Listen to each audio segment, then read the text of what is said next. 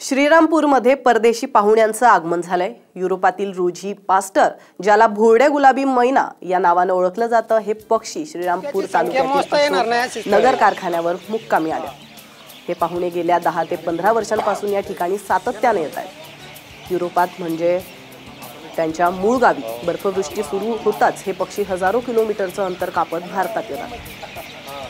हिवाळ्यात डिसेंबर आणि जानेवारीत हे पक्षी 2 महिने इथं वास्तव्याला असतात। हे परदेशी पाहुणे आकाशात शानदार कवायती सादर करतात। ते पाहण्यासाठी पक्षीप्रेमी, निसर्गप्रेमी मोठी गर्दी करताना दिसतात।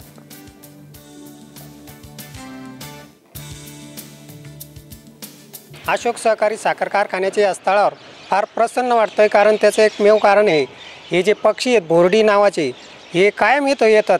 बरेचसे पर्यटक इथं येतात, यांची मजा पाहतात, फार प्रसन्न वाटतं। दरवर्षी नोव्हेंबर महिन्यामध्ये येतात आणि 30 जानेवारीपर्यंत मागे फिरतात। अशोक सहकारी साखर कारखान्याच्या मेन गेटच्या समोर 2 वडाचे झाडे आहे, त्या वडाच्या झाडावर मुक्कामाला नेहमी असतात।